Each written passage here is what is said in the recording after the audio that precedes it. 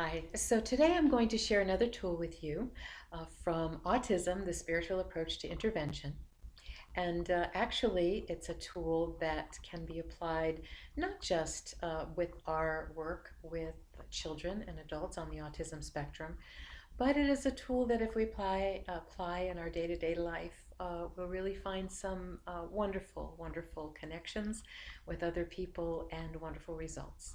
And you'll see why as I describe it here in just a second. So this particular tool is called the Bridge Meditation.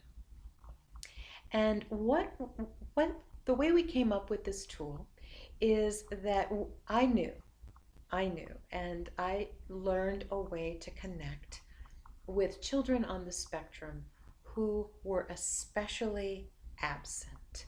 Okay, so we know that there's all kinds of ways that autism will present itself. So think about anyone in your life, whether it's a child or an adult, um, and you don't know their world. You don't understand their world.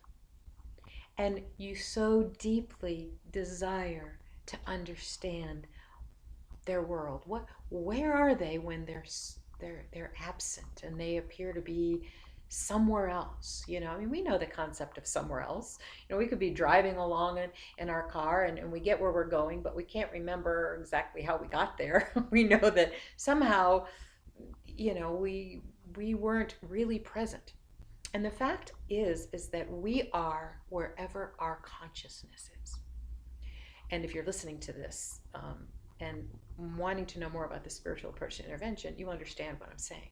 Is if I'm driving in a car, but my consciousness is at the grocery store or thinking about a argument I had with somebody, then my consciousness is where my thoughts are.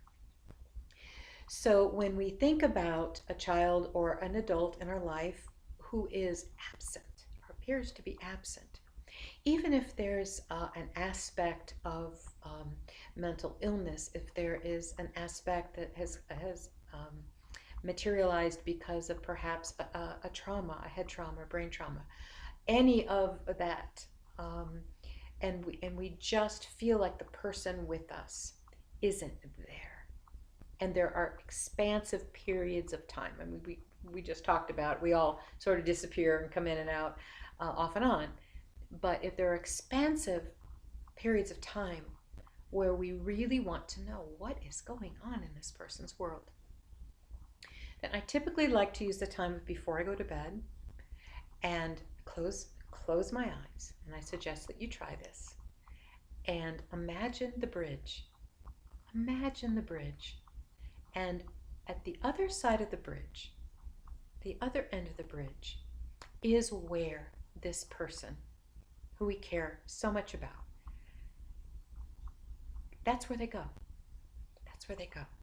So imagine that, and how far across the bridge they are is our perception of how the distance that they are from us.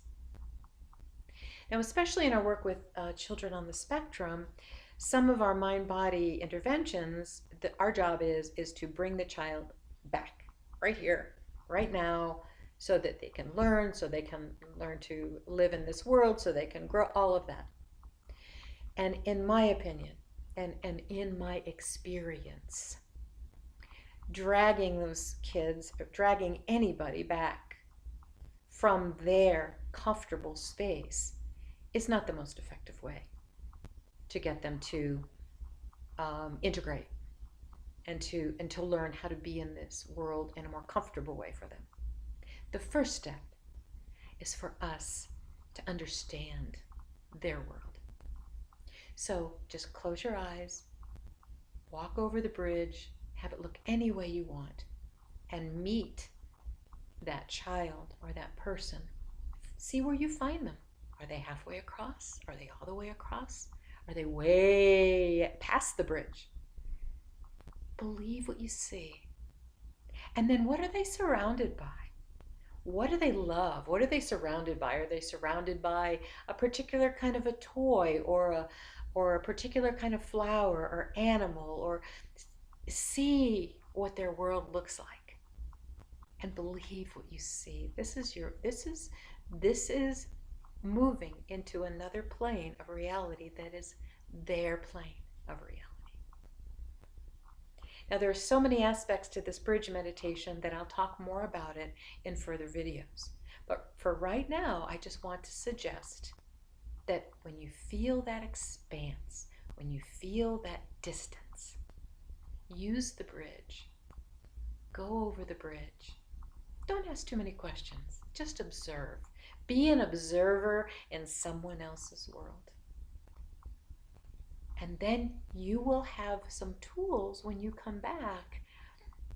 You will have the tools to know how to connect with them and how to integrate some of the things that are in their world right here to make them more comfortable. And something that really resonates and something we're really finding is when we meet another person or a child on that other side of the bridge, when we come back to the physical world and we're all here doing the best we can, working day to day, they see that we have shifted our willingness to learn about their world. We've gone to them.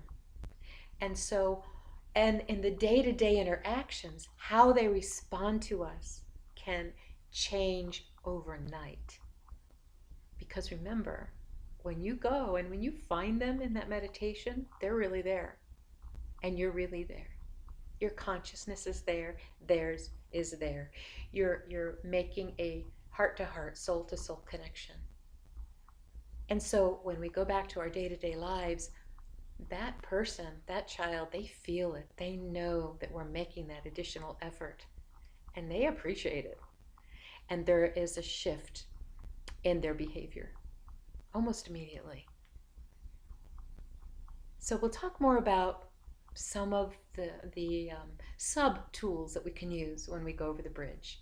Remember, when you do this meditation and then you come back, always ground yourself. And when I say that, even if you fall asleep, during the meditation, always ground yourself. And what that basically, my favorite way to do that is just to, to wiggle my toes, to wiggle my fingers, to tap in my thighs, whatever it is, either before I go to sleep or when I wake up in the morning, just to remind myself to bring back my energy into my body.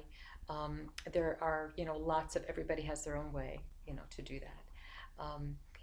And just, it's a do no harm activity.